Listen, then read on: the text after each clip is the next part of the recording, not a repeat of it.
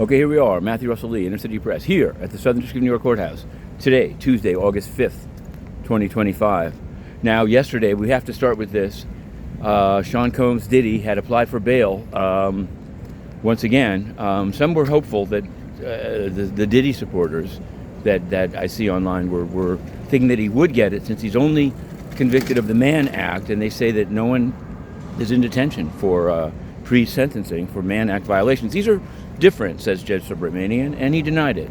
He denied bail. So the sentencing will be October 3rd. I can't really see him applying for bail again, but we'll see. We'll see. Maybe will they go to the Second Circuit? You know, time is money and money talks. But let's see. Let's see what happens. Now, in the trial that we're covering, big surprise yesterday, and the word is pedicure. The jury in Roman Storm, the tornado cash, crypto privacy, or is it sanctions violations with North Korea? The jury got the case last week. They spent all Thursday deliberating, and then they went home early. They didn't deliberate Friday. They came in yesterday.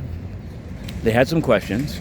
We were reporting them. Everything seemed like a normal jury deliberation, and then suddenly it emerged that one of the jurors not only had her mother's birthday party, which has become a way that deliberations are suspended in this case, but wanted a pedicure in advance. And apparently, when Judge Fela went back and talked to the jurors, the jury said, yeah, let's take the whole day off for the pedicure of this one juror. Judge Fela stood up and said, no, you've got to at least come in until 12:30. I guess the pedicure it's one of those early afternoon pedicures. Now, I don't mean to be dismissive.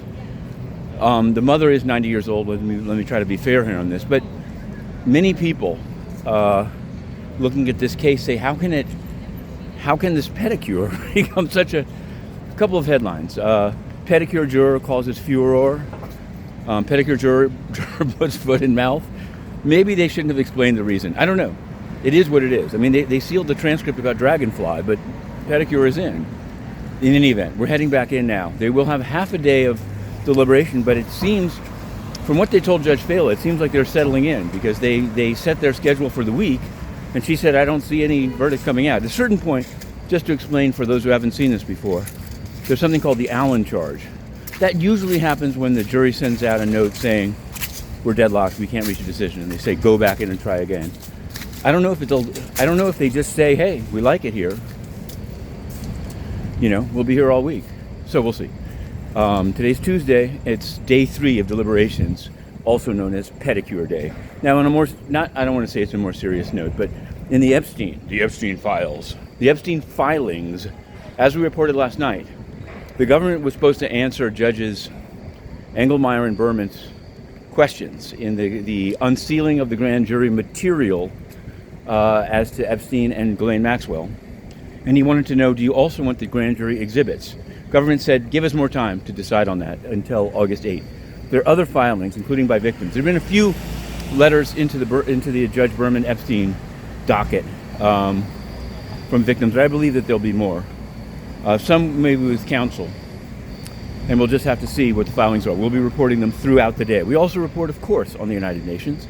Yesterday we asked about a very troubling, one would think, allegation made by UN staff itself, with names, about people basically paying money to try to keep their jobs as the UN downsizes because they've accomplished nothing and their money's being cut.